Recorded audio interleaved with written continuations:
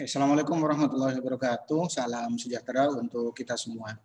Hari ini saya akan membahas salah satu algoritma klasifikasi yang ada di sekitar kita. Sebelumnya saya sudah bahas algoritma klasifikasi. Yang pertama saya bahas tentang algoritma KNN. Selanjutnya yang kedua saya bahas tentang algoritma naive Bayes. Untuk yang ketiga ini nanti akan saya bahas tentang algoritma pohon keputusan. Dalam hal ini algoritma yang saya gunakan adalah yang akan saya bahas adalah algoritma C4.5. Oke, sebelumnya saya review terlebih dahulu tentang peran utama yang ada di bidang keilmuan data mining. Bahwasannya ada 5 peran utama yang ada di bidang keilmuan data mining. Yang pertama ada estimasi, kedua prediksi, ketiga klasifikasi, keempat clustering, terakhir ada asosiasi. Oke, dan masing-masing 5 peran utama yang ada di bidang keilmuan data mining di sini punya metode atau algoritma yang berbeda-beda. Oke, kalau dilihat dari tahapan proses utama yang ada di bidang keilmuan data mining, ini selalu dimulai dari data. Jadi data di sini yang nantinya akan jadi inputan. Selanjutnya data di sini harus dibentuk sesuai dengan algoritma yang nantinya akan kita buat. Jadi data di sini harus kita bentuk sesuai dengan algoritma yang akan kita buat. Selanjutnya metode. Metode yang ada di algoritma data mining ada 5. Ada 5 peran yang ada di bidang keilmuan data mining. Ada estimasi, ada prediksi, klasifikasi, clustering, dan asosiasi. Selanjutnya setelah data diolah menggunakan algoritma atau metode yang ada di bidang keilmuan data mining, selanjutnya yang akan tampil adalah output. Output di sini bisa pola, atau model, atau knowledge, atau rule, atau nanti muncul yang namanya cluster. Terakhir nanti data yang kita miliki perlu dievaluasi, perlu diukur. Entah nanti yang muncul adalah akurasi dan AUC-nya, atau nanti yang muncul adalah RMSE. Kalau akurasi dan AUC semakin tinggi semakin bagus, tapi kalau yang RMSE semakin sedikit semakin bagus dataset yang kita miliki. Oke, saya langsung bahas tentang algoritma ketiga, yaitu algoritma decision tree, atau dalam hal ini disebut dengan algoritma pohon keputusan. Oke, tentang pohon keputusan, konsep dari pohon keputusan merupakan salah satu metode klasifikasi yang paling populer. Kenapa? Karena mudah untuk diinterpretasi oleh manusia. Oke, pohon keputusan adalah model prediksi menggunakan struktur pohon atau struktur berhierarki. Konsep dari pohon keputusan adalah mengubah data menjadi pohon keputusan dan aturan-aturan keputusan. Jadi yang nantinya akan muncul kalau kita menggunakan pohon keputusan adalah yang muncul adalah pohon keputusan berikut rule-nya. Oke, pohon keputusan mirip sebuah struktur pohon di mana terdapat node internal, node di sini ya bukan daun, yang mendeskripsikan atribut-atribut. Setiap cabang menggambarkan hasil dari atribut yang diuji, dan setiap daun menggambarkan kelasnya. Paling bawah itu disebut dengan kelas. Oke, pohon keputusan bekerja mulai dari akar paling atas, jadi nanti yang paling tinggi adalah akarnya. Jika diberikan sejumlah data uji, misalkan X, di mana kelas dari data X belum diketahui, maka pohon keputusan akan menelusuri mulai dari akar sampai node, dan setiap nilai dari atribut sesuai dengan data X diuji apakah semua data sesuai dengan aturan pohon keputusan. Kemudian pohon keputusan akan memprediksi kelas dari tuple X. Oke, manfaat pohon keputusan tentunya membreakdown. Kemampuan untuk membreakdown proses pengambilan keputusan yang kompleks menjadi lebih simpel. Selanjutnya pohon keputusan juga berguna untuk mengeksplorasi data, menemukan hubungan tersembunyi antara sejumlah calon variabel input dengan sebuah variabel target.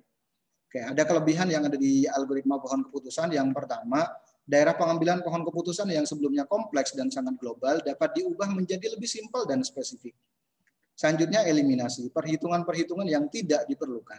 Karena ketika menggunakan metode pohon keputusan, maka sampel diuji hanya berdasarkan kriteria atau kelas tertentu saja.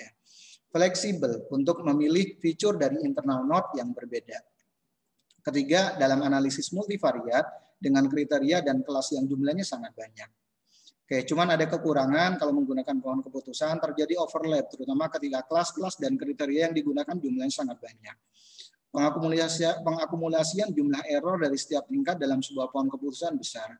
Selanjutnya kesulitan dalam mendesain pohon keputusan yang optimal. Hasil kualitas keputusan yang didapatkan dari metode pohon keputusan sangat bergantung pada bagaimana pohon tersebut didesain. Ini beberapa kekurangan dari pohon keputusan. Jadi sebenarnya masing-masing algoritma punya kelemahan dan kelebihan. Oke, pada prinsipnya kalau berbicara tentang konsep pohon keputusan, mengubah data menjadi pohon keputusan atau decision tree dan aturan-aturan keputusan atau yang biasa disebut dengan rule. Jadi outputnya nanti ada dua, ada pohon keputusan dan rule atau aturan-aturan. Oke, ini kurang lebih untuk konsep dari pohon keputusan.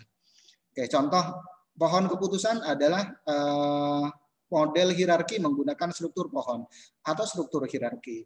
Contoh pohon keputusan dapat dilihat seperti yang ada di depan ini. Nah, saya akan memprediksi, contohnya akan memprediksi apakah mahasiswa yang ada di satu perguruan tinggi nanti dikategorikan status kelulusannya lulus tepat waktu atau enggak. Oke, nanti setelah datanya diolah sesuai dengan algoritma yang kita pilih, yaitu algoritma pohon keputusan, nanti yang muncul adalah seperti yang ada di depan ini. Akan muncul yang namanya pohon keputusan seperti ini. Oke, node yang paling tinggi atau akar yang paling tinggi adalah status mahasiswa. Kalau status mahasiswa bekerja, selanjutnya status mahasiswa. Jadi cuma jadi mahasiswa tok, nggak bekerja. Oke, dan diikuti dengan variabel-variabel yang lainnya. Inilah yang disebut dengan akar pertama. Selanjutnya ini disebut dengan pohon, yang disebut dengan cabang. Oke, selanjutnya ini disebut dengan node atau yang disebut dengan atribut. IPS semester 5, IPS semester 2, selanjutnya IPS semester 3, ini disebut dengan, dan umur disebut dengan atribut. Selanjutnya tepat, terlambat, ini disebut dengan daun atau keputusan. Oke, salah satu algoritma yang ada di pohon keputusan yang lumayan banyak digunakan untuk saat ini adalah algoritma C4.5. Oke, sekilas tentang algoritma C4.5. Pada tahun 970 sampai 1980, Ross Quinlan, seorang peneliti di bidang machine learning, membuat sebuah algoritma decision tree yang tadinya dikenal dengan istilah ID tree atau interactive dichotomizer. Quinlan kemudian membuat algoritma C4.5, sering disebut dengan pohon keputusan, yang merupakan pengembangan dari algoritma ID tree. Oke, algoritma ini memiliki kelebihan yaitu mudah dimengerti, fleksibel, dan menarik karena dapat divisualisasikan dalam bentuk gambar atau pohon keputusan. Jadi data yang kita miliki dalam bentuk tabel, baris, dan kolom nanti akan divisualisasi dalam bentuk pohon keputusan seperti yang tadi sudah saya perlihatkan. Algoritma C4.5 merupakan struktur pohon di mana terdapat simpul yang mendeskripsikan atribut-atribut. Selanjutnya setiap cabang menggambarkan hasil dari atribut yang diuji. Dan setiap daun menggambarkan kelas. Jadi yang paling tinggi disebut dengan akar. Selanjutnya di bawahnya lagi disebut dengan cabang. Berikutnya lagi ada yang namanya atribut. Setiap cabang menggambarkan hasil dari atribut yang diuji. Berarti isi dari atribut tersebut. Dan yang paling bawah disebut dengan daun. Menggambarkan kelas biasanya. Algoritma C4.5 secara rekursif mengunjungi setiap simpul keputusan, memilih pembagian yang optimal sampai nanti tidak bisa dibagi lagi. Algoritma C4.5 menggunakan konsep ini yang nantinya akan digunakan, yaitu information gain atau entropy reduction untuk memilih pembagian yang optimal. Oke, ada beberapa tahap dalam pembuatan pohon keputusan kalau menggunakan algoritma C4.5. Setidak-tidaknya ada 5 tahapan. Yang pertama, menyiapkan data training. Data training ini merupakan data history yang kita miliki. Data history yang kita miliki yang berisi tentang dataset yang isinya ada atribut dan labelnya atau ada keputusannya. Label dan atributnya sudah lengkap. Data training biasanya diambil dari data history yang pernah terjadi sebelumnya dan sudah dikelompokkan ke dalam kelas-kelas tertentu. Jadi di dalam data training ada variabel dan ada atribut, berikut isinya, berikut kelasnya atau targetnya. Selanjutnya yang kedua, menentukan akar dari pohon. Akar akan diambil dari atribut yang terpilih dengan cara menghitung nilai gain dari masing-masing atribut. Nilai gain yang paling tinggi yang akan menjadi akar pertama. Sebelum menghitung nilai gain dari atribut, hitung dahulu nilai entropinya. Untuk menghitung nilai entropi, untuk entropi secara keseluruhan, bisa menggunakan rumus entropi S. Diperoleh dari sigma I sama dengan 1 sampai dengan N. Jadi lihat semua datanya, selanjutnya fokus ke atribut kelasnya. Atribut kelasnya isinya ada berapa gitu. Sigma I sama dengan 1 sampai dengan N minus Pi kali logaritma 2 kali Pi. Oke, keterangan S di sini merupakan himpunan kasus secara keseluruhan. N di sini jumlah partisi S, selanjutnya PI proporsi SI terhadap S.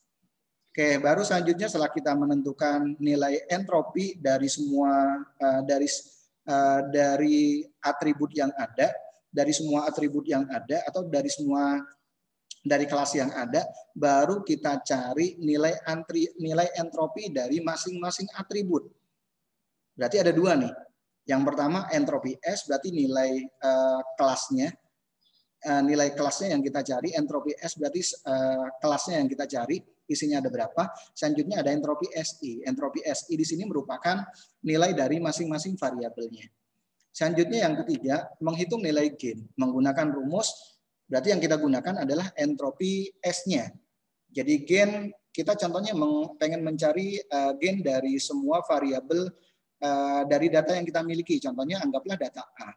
Diperoleh dari entropi S dikurangi, nanti dikurangi dari nilai dari masing-masing atribut yang ada di masing-masing variabel dikali entropi SI-nya. Ini kurang lebih untuk penjelasannya. Nanti akan ada studi kasus. Keterangan S di sini himpunan kasus secara keseluruhan, A di sini merupakan fiturnya. Fitur yang kita pilih. Contohnya variabelnya ada berapa, atributnya ada berapa. Ada atribut A, B, dan C. Yang kita cari pertama adalah atribut A contohnya. Isi atau nilai dari atribut A apa aja gitu. Oke, ini yang disebut dengan N. Jumlah partisi dari atribut A, isinya ada apa aja. Contohnya usia atau contohnya status mahasiswa, bekerja, selanjutnya tidak bekerja. Berarti kan ada dua nih. Yang bekerja ada berapa, yang tidak bekerja ada berapa. SI, proporsi SI terhadap S. Berarti SI di sini merupakan proporsi SI terhadap S. Nilai entropi dari SI-nya. Selanjutnya S jumlah kasus dalam S. S di sini merupakan jumlah kasus secara keseluruhan. Baru selanjutnya yang keempat, ulangi langkah kedua. Berarti cari lagi nilai entropinya. Entropi S-nya. Berikut entropi SI-nya. Hingga semua record terpartisi. Jadi not pertama yang terbentuk, baru selanjutnya nanti kita filter lagi datanya. Nah, data yang belum kefilter, contohnya yang belum ada kelasnya, data yang paling tinggi, nilai yang paling tinggi lah yang nantinya akan kita jadikan sebagai akar pertama. Baru selanjutnya kita filter, kalau seumpamanya nanti ada nilai contohnya yang belum masuk kategori, nanti kita akan mengulangi ke langkah kedua hingga semua record terpartisi. Proses partisi pohon keputusan akan berhenti saat semua record dalam simpul N mendapat kelas yang sama. Yang kedua, tidak ada atribut di dalam record yang dipartisi lagi. Ketiga, tidak ada record di dalam cabang yang kosong. Oke, contoh pohon keputusan menjadi rule seperti yang ada di depan ini contohnya. Oke, ini yang disebut dengan rule atau yang biasa disebut dengan association rule. Oke, jadi dari pohon keputusan nanti bisa kita buat yang namanya tree-nya atau rule yang biasa kita buat rule-nya. Oke, langsung berikutnya saya akan membahas tentang studi kasus menggunakan algoritma C4.5. Studi kasus yang saya menggunakan dari bukunya Laroche yang ada di Kusrini. Disadur di Kusrini juga, di bukunya Kusrini. Tabel di bawah ini adalah contoh data training. Apakah seseorang nasabah bermasalah dalam kredit atau tidak. Kurang lebih datanya seperti yang ada di depan ini. Jadi ini merupakan data training yang ada di suatu perusahaan contohnya, di mana data ini digunakan untuk mengklasifikasikan atau memprediksi apakah seorang nasabah diklasifikasikan masuk dalam kategori kredit macet atau tidak. Data yang saya miliki contohnya ada 8. Ini yang disebut dengan kelas. Kelasnya berarti credit risk. Ada yang good, ada yang bad. Selanjutnya atribut-atributnya ada atau prediktornya ada 3. Ada saving, aset, dan income. Saving di sini isinya ada medium, ada low, ada high. Begitu pula untuk aset. Aset di sini isinya ada high, ada low, ada medium. Kalau income di sini kan menggunakan angka. Berarti nanti bisa kita kategorikan. Oke, contoh income di atas lebih kecil dari 50 atau yang kedua nanti lebih besar dari 50. Oke. Berikutnya dari data training pada tabel di atas adalah untuk menentukan apakah seorang nasabah bermasalah atau tidak. Ditentukan oleh kolom prediktor atau atribut saving, aset, dan income. Jadi atributnya atau prediktornya ada 3, saving, aset, dan income. Selanjutnya kelasnya atau labelnya disebut dengan credit risk. Isinya good dan bad. Kolom credit risk adalah kelas dari masing-masing record. Oke, yang paling enak kalau saya sarankan dari data training yang kita miliki di sini kan datanya ada 8. Kita buat tabel seperti ini. Kita bisa buat tabel seperti ini. Nanti kita bisa mencari nilai entropi SI dan gain-nya. Oke. Yang pertama, atributnya kan ada 3. Ada saving, aset, dan income. Nilai dari atribut saving kan ada 3, ada high, medium, dan low. Balik lagi nih. Atau contohnya saya buka Excel-nya nih. Saya kebetulan bikin Excel-nya juga. Oke, contoh seperti ini. Oke, saya filter, data filter. Saving ini kan isinya ada 3, ada high, low, dan medium. Begitu pula untuk yang aset, isinya ada 3, high, low, dan medium. Selanjutnya kelasnya di sini ada 2, ada bad dan good. Oke, seperti itu. Nanti lebih enak kita buat tabel seperti yang tadi saya jelaskan. Nah, seperti ini. Lihat untuk yang saving, atribut saving nilainya high isinya ada berapa? Jumlah kasusnya ada 2. Yang good-nya berapa, bad-nya berapa. Berarti nanti kita bandingkan dengan nilai atribut nilai dari kelasnya. Contoh, atribut saving yang high, saya filter, ada 2 kan ya? Selanjutnya kita lihat di kelasnya, ada bad dan good. Berarti bisa kita definisikan atau bisa kita simpulkan bahwa atribut saving nilainya ada 2, yang bad-nya ada 1, good-nya ada 1. Oke, sehingga kita bisa buat tabel seperti ini. Begitu pula untuk yang medium, jumlah kasusnya 3, good-nya 3, bad-nya 0. Low, jumlah kasusnya 3, good-nya ada 1, bad-nya ada 3. Selanjutnya aset, high isinya ada 3, high, medium, dan low. Berikut jumlah kasusnya. Berikut ada kelasnya, ada good dan bad-nya, ada seperti yang ada di depan ini. Baru nanti kita tinggal cari nilai entropinya. Oke, tabel di atas adalah data training beserta kelasnya. Untuk atribut income nanti kita bisa kategorikan. Contohnya income-nya lebih kecil sama dengan 25 dan income lebih besar dari 25. Atau contohnya income lebih kecil sama dengan 50 dan income lebih besar dari 50. Atau income lebih kecil sama dengan 75 dan income lebih besar dari 75. Hitung nilai entropi. Kita lihat untuk nilai entropinya. Atau lihat dari kelasnya. Yang paling enak kita buka kita buka kita buka yang Excel-nya nih. Nah, yang ini nih. Oke, setelah saya filter, di sini kan datanya ada 8. Yang bad-nya ada berapa, good-nya ada berapa? Bad-nya ada 3 kan ya. Selanjutnya good-nya ada 5. 1, 2, 3, 4, 5. Sehingga nanti kita bisa membuat entropinya kurang lebih seperti ini dengan menggunakan rumus dari entropi. Dari data training diketahui jumlah kasus ada 8, yaitu yang berisiko kredit good 5 record dan yang bad ada 3 record. Sehingga nilai entropinya seperti yang ada di depan ini. Rumus entropi S sama dengan sigma, I sama dengan 1 sampai dengan N. Jadi isi dari variabel, isi dari nilai dari labelnya ada berapa. Kredit risknya isinya ada berapa? Ada good dan bad. Minus P kali logaritma 2 kali P. Jadi yang pertama yang good, minus 5/8 kali logaritma 2.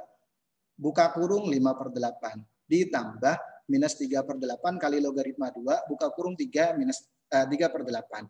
Oke, didapat nilai 0,9544. Pembuktiannya kita bisa menggunakan salah satunya, bisa menggunakan rumus di Excel, atau contohnya kita bisa menggunakan kalkulator saintifik. Ini yang paling enak kita gunakan. Oke, contoh kalau saya menggunakan Excel kurang lebih seperti yang ada di depan ini. Oke, ini kan data training nih. Data training, siapin data trainingnya. Selanjutnya setelah saya siapin data trainingnya, berikutnya saya menentukan yang langkah kedua menentukan akar dari pohon keputusan. Saya cari nilai dari kelasnya, isinya ada good dan bad, good-nya berapa, bad-nya ada berapa. Saya buat contohnya rumus seperti ini. Di sini kan isinya ada 2, ya dan tidak. Kalau ditotalin jumlah kasusnya kan pas ada 8. Ya di sini saya ambil dari semua variabel yang ada di variabel credit risk dari kolom ke E6 sampai kolom E13. Yang isinya good. Saya dapat nilai 3. Selanjutnya untuk yang tidak sama. Saya menggunakan count if. Dari nilai yang ada di kolom credit risk sampai dari E6 sampai E13 yang isinya bad. Saya dapat 8 kasus. Baru selanjutnya untuk menghitung nilai entropinya kita bisa menggunakan rumus tadi atau saya pakai rumus Excel seperti ini. Oke. Minus D22. Berarti kan minus D22 berarti kan ini. bagi F22. F22 berarti kan ini.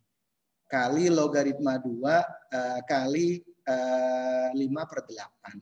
Ditambah minus E22. Berarti 3/8. Kali logaritma 2 kali 3/8. Saya dapat nilai entropi 0,9544 seperti kasus yang tadi sudah saya jelaskan.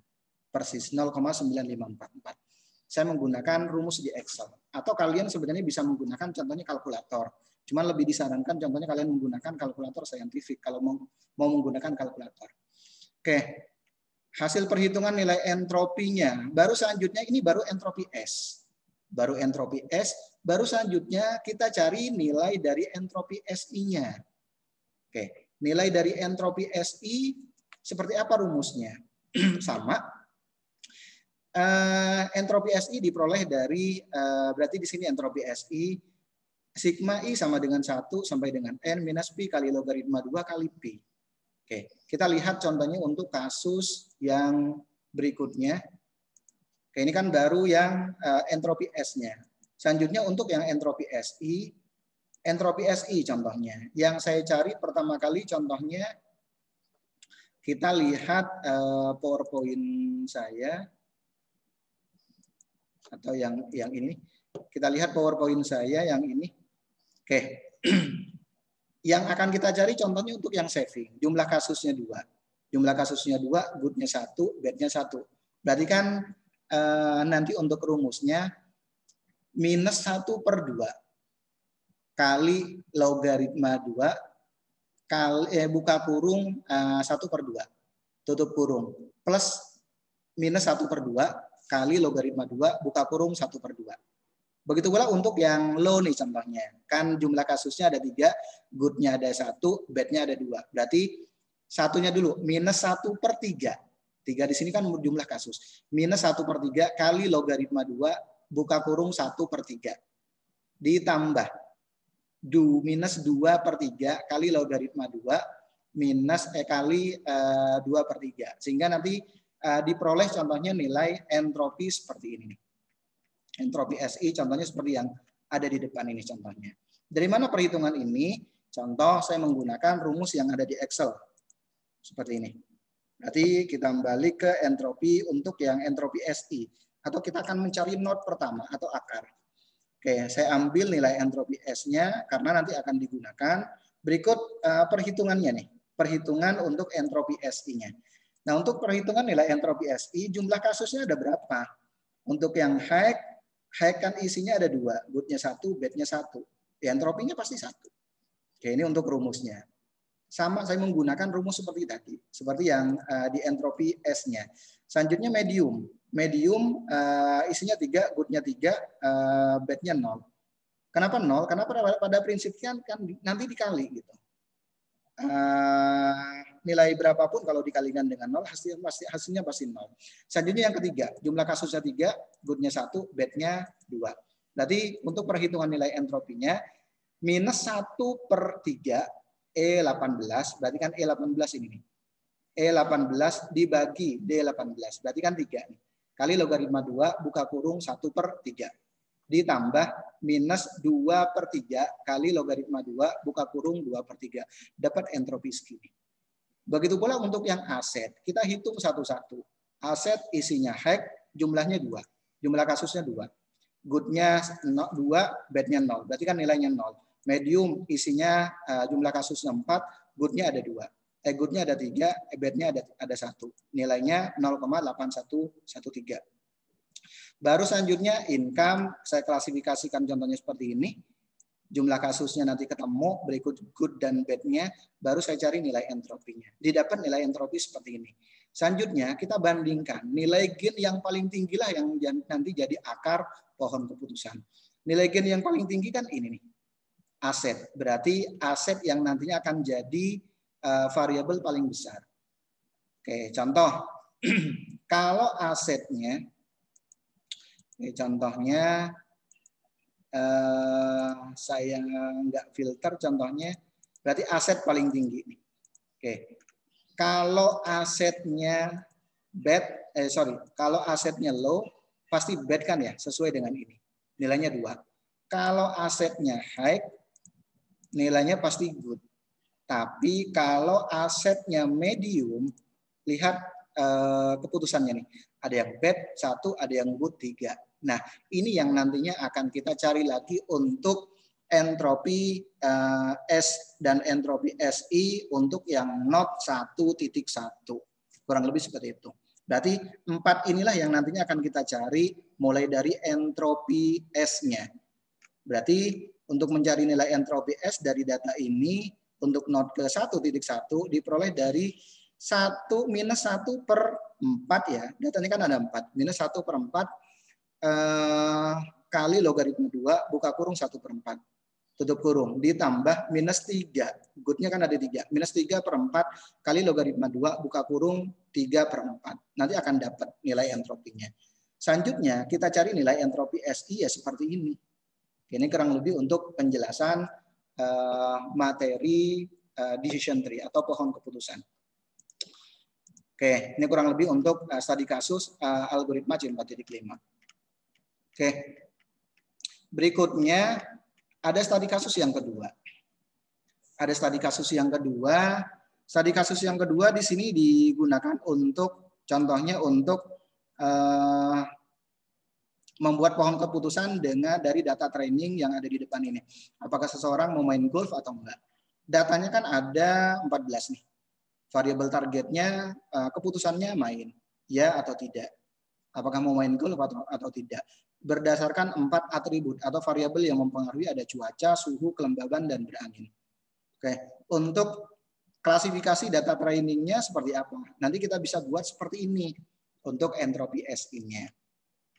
Kayak penjabaran kasus, pertama hitung entropinya menggunakan rumus ini, berarti entropi S-nya ya.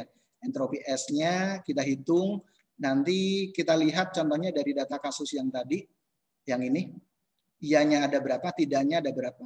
Tidaknya ada 1, 2, 3, 4, berarti iya-nya ada 10. Berarti minus 10 per 14. Seperti ini perhitungannya. Minus 10 per 14. Oke, nah ini nih.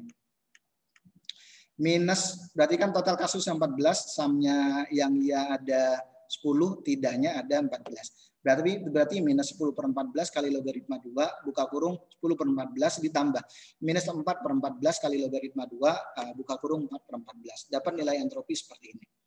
Oke, contoh saya hitung menggunakan Excel.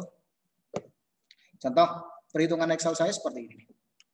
Oke. Ini gampangnya saya bikin di Excel saja. Oke, datanya kan ada 14. Datanya ada 14, kalau saya filter, yang pertama, yang tidaknya ada 4, yang iyanya berarti ada 10. Gampangnya seperti itu. Selanjutnya saya hitung nih, menggunakan rumus seperti tadi. Dari data ini, yang isinya ya ada berapa. Yang tidak, dari data ini isinya ada berapa. Berikut total kasus. Baru saya dapat nilai entropi menggunakan rumus yang ada di tadi. Selanjutnya saya terjemahkan ke dalam bentuk Excel. Baru selanjutnya saya cari nilai entropi SI untuk menentukan akar dari 1.0. Oke, saya masukin nilai entropi yang tadi. Berikutnya saya buat seperti yang ada di depan ini. Saya buat seperti yang ada di depan ini untuk mempermudah perhitungan nilai entropinya. Atributnya kan ada 4. Ada cuaca, suhu, kelembaban, dan berangin. Oke, untuk yang atribut cuaca isinya berawan, datanya ada berapa? Kita bisa lihat di sini. Cuaca contohnya berawan. Isinya ada 4 kan ya? 4 dan iya semuanya. Sama nih, good atau iya, iyanya ada berapa? Berarti di sini iyanya ada berapa, tidaknya ada berapa. Oke, kurang lebih seperti itu. Iyanya ada 4, tidaknya ada 0.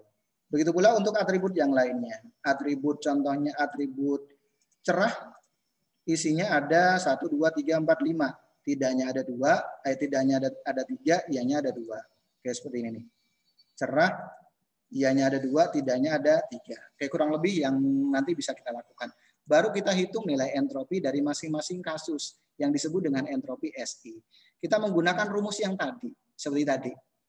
Kalau 0, kalau salah satu dari keputusan di sini nilainya 0, hasil entropinya pasti 0. Kita cari yang tidak ada angka 0-nya. Contoh seperti ini. Yang Y-nya ada 4, tidaknya ada 1. Berarti minus 4/5 kali logaritma 2 buka kurung, tutup kurung, ditambah buka kurung minus 1/5 kali logaritma 2 buka kurung 1/5.